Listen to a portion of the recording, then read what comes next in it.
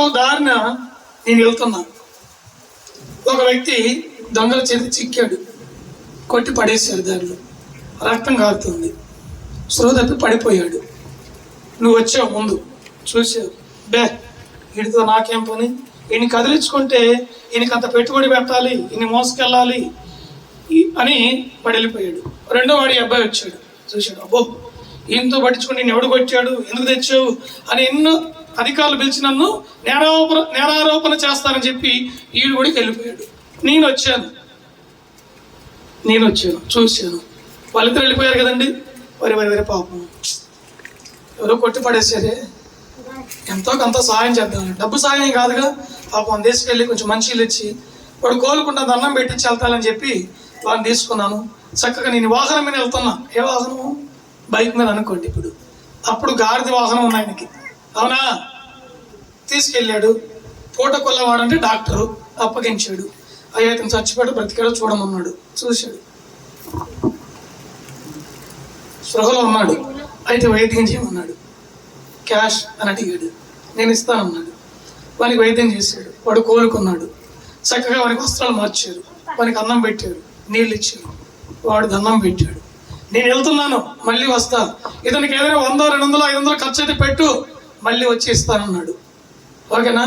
ఆ యొక్క డాక్టర్ ఇష్టపడ్డాడు, వాడు కోలుకున్నా చూశాడు, వాడిని పంపించాడు. దేవునికి మహిమ కలుగును గాక. హల్లెలూయా. ఇప్పుడు ఈ వ్యక్తిని చూసి కనికరించిన వాడు మంచివాడా, వదిలేసి వెళ్ళిన వాడు మంచివాడు? ఒక మాట చెప్పండి. దేవునికి మహిమ మీకు చాలా చక్కగా అర్థమవుతుంది. నేను కూడా 20 సంవత్సరాల కిందట ఇదే మర్రి చెట్టు దగ్గర తాగి నేను పడిపోతే, గొంతు నాకు ఎండిపోతే, నాలుక మీద తడి లేకపోతే, ఎవరో ఒక మహానుభావుడు మధ్యరాత్రి 2 గంటలకు బైక్ వేసుకొని వచ్చి బైక్ మీద వెళ్తున్నాడు. నేను అక్కడ పడిపోయి, చాలా మంది వస్తున్నారు బైక్లో, అప్పుడు సైకిల్ ఎక్కువ ఉంటాయి, బైక్లు ఉంటాయి, బైక్ మీద వెళ్తున్నారు, సైకిల్ మీద వెళ్తున్నారు, డాక్టర్ మీద వెళ్తున్నారు, ఎవరు పడించుకోవాలా, అందరూ చూశారు. నేను అక్కడే పడిపోయి ఉన్నాను. కానీ ఆ మనిషికి ఎలా దయగలిగిందో తెలియదు.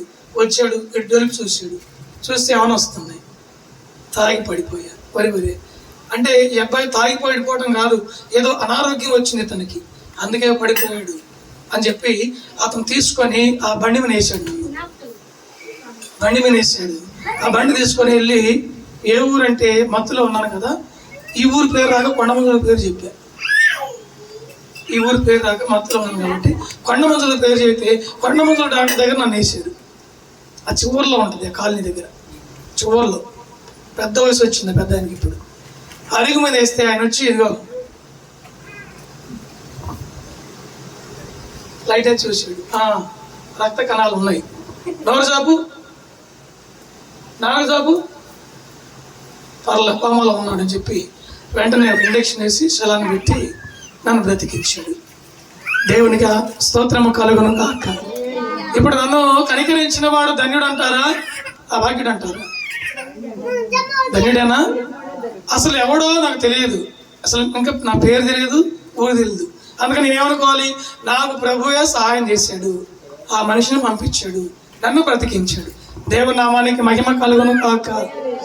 ఇలాంటి పనులు చేస్తే దేవుని యొక్క గ్రంథములో, దేవుని లెక్కలో నీవు ధన్యుడుగా దేవుడు రాసుకుంటాడు. ఏం చేస్తాడు? ఫలానా అంకమ్మరావు నాకు ఈ మంచి ఉపకారం చేసిందని రాసుకుంటాడు. ఫలానా సుంకమ్మ తల్లి ఈ మంచి మేలు ఇదిగో నా బిడ్డకు చేసిందని ఆయన గ్రంథంలో రాసుకుంటాడు. ఎక్కడ కన్ను మూసిన అక్కడికి వెళ్తే నా కుమార్తె వచ్చి ఇక్కడ కూర్చోమంటాడు. ఎక్కడ సిడౌన్ అనడు, స్టాండప్, కుర్చీ మీద కూర్చో. నాకు పక్కన కుర్చీ మీద కూర్చోమని కూర్చోబడదు. నీకేం అర్థం కాదు ఏం చేసానో ఏందని. నీవు చేసిన ఇక్కడ మేలు కానీ, సహాయము కానీ, ఆ వ్యక్తికి ఇచ్చినటువంటి కనికరం కానీ సమస్తము దేవుని లెక్కలో రాయబడింది. అప్పుడు కుర్చీ మీద కూర్చోబెడతాడు, నన్ను స్తుతించమంటాడు, ఒక కిరీటం కూడా పెడతాడు. అండి దేవునికి మహిమ కలుగును గాక. అప్పుడు ఆయన ముఖం చూస్తే ఏం చేస్తుంటావు? అత్యున్నత సింహాసనమున ఆసీనుడా, దేవదూతలు ఆరాధించు పరిశుద్ధుడా.